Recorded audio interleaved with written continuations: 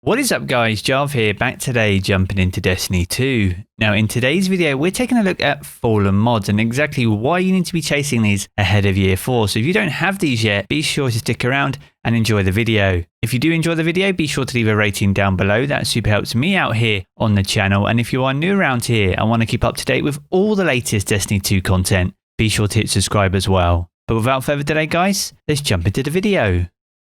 With Beyond Light fast approaching, it's time to start thinking about the things that we're going to need approaching this September's expansion.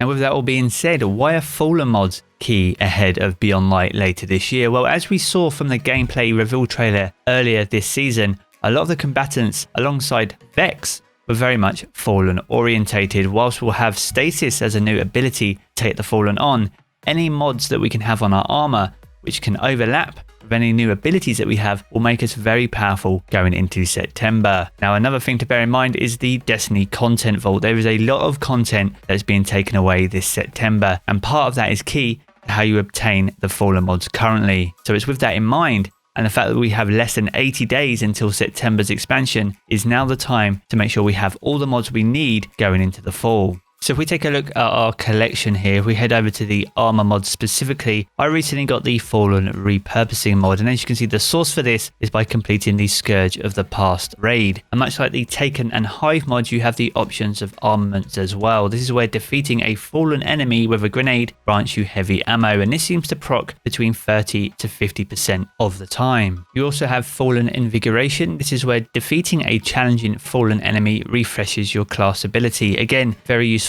going into September. And probably one of the strongest out of all these mods is the barrier version, the Fallen barrier. This is where receiving Fallen damage gives you 20% reduction in damage for 10 seconds. And this is very powerful and has been extremely useful, especially with the Taken and Hive mods stacking on top of each other over the last few seasons. So those are the Fallen mods, and that is what they do. And according to the source on the mods, they are accessible by completing the Scourge of the Past raid. And whilst you do need to do the Scourge of the Past raid, you don't need to complete the entire raid. And in fact, you need to get the secret chest within the second encounter to give yourself an opportunity of getting a Fallen mod.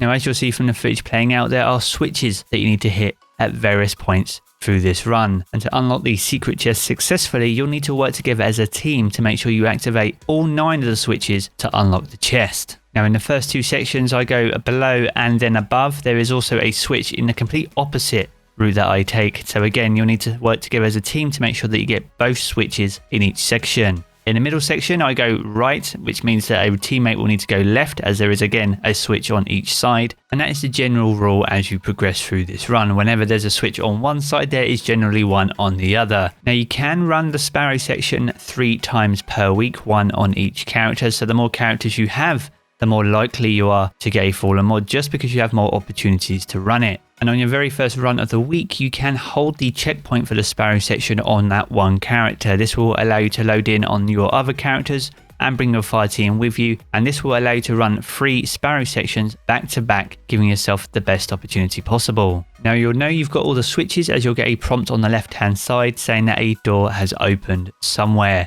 If for any reason you fail to see this prompt, then it's because you as a team have failed to activate one of the switches. If this is the case, then be sure to wipe and restart the encounter, because you won't have an opportunity to get a Fallen mod otherwise if you still successfully pass this section. And once you successfully manage to scale up and away from a fiery servitor, you have successfully completed the Sparrow section and the chest will spawn and hopefully grant yourself a Fallen mod. Now as I said before, the drop rate for the Fallen mods themselves is very rare, so be sure to give yourself the best opportunity by running this as often as you can on as many characters as you can each week. As I said, there is less than 80 days left until Beyond Light launches, so you have limited time in order to get these mods, which will be super beneficial to you come September. So there we have it guys, that is the only way you can get Fallen mods inside Destiny 2, and you'll need Forsaken in order to do it. If you have enjoyed the video, be sure to leave a rating down below, that super helps me out here on the channel. And if you are new around here and want to keep up to date with all the latest Destiny 2 content,